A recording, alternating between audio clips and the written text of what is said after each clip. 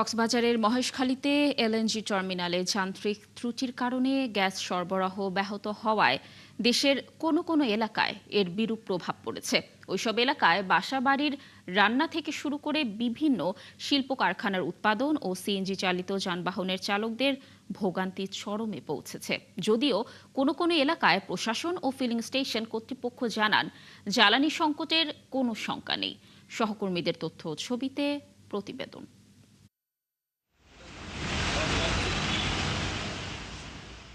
গ্যাসের চাপ কমে যাওয়ায় রূপগঞ্জে ভোগান্তিতে পড়েছেন বিভিন্ন শিল্প কারখানার মালিক, সিএনজি চালিত যানবাহনের চালক ও এলাকার লোকজন।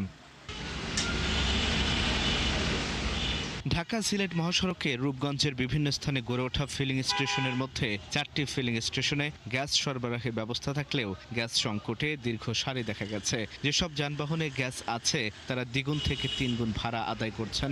এতে ক্ষোভ জানান যাত্রীরা। সব পামের একই অবস্থা, তারপরে মদনপুর পাম আছে একই অবস্থা। বিগত এক সপ্তাহ ধরে আমরা 20 টাকা 30 টাকার গ্যাস পাই। আমরা গ্যাস চাই, ঠিক মতো গ্যাস চাই, গ্যাস থাকলে চলতে পারবো। যাত্রীরা হয়রানি হয়, গ্যাস পাই না, চলার খুব সমস্যা, সংসার চলে না।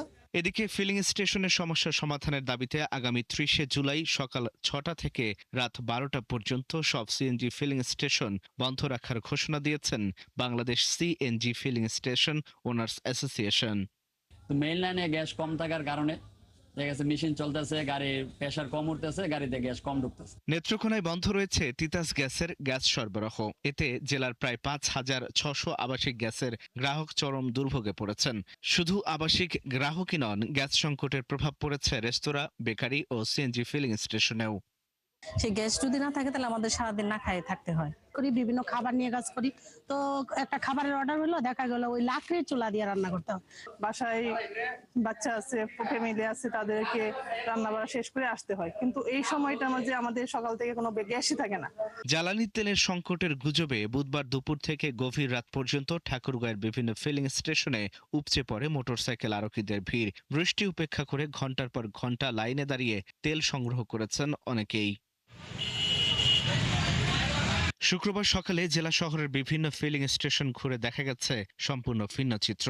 কোথাও নেই দীর্ঘ লাইন, নেই অতিরিক্ত ভিড়। স্বাভাবিকভাবেই চলছে জ্বালানি তেল বিক্রি, আর কোনো ভোগান্তি ছাড়াই তেল সংগ্রহ করছেন গ্রাহকরা।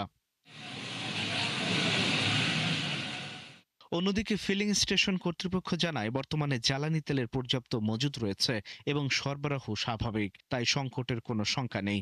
গুজবে বিভ্রান্ত না হয়ে প্রয়োজন অনুযায়ী জ্বালানি তেল সংগ্রহের অনুরোধ তাদের। তেল নিচ্ছি, কোনো তেলের সংকট নেই, তেলের কোনো সমস্যা দেখতেছি না। আমি ধোয়া পাম্পে আসলাম, কোনো সিরিয়াল নাই, তেল নিলাম। আল ইমরান, ৭১।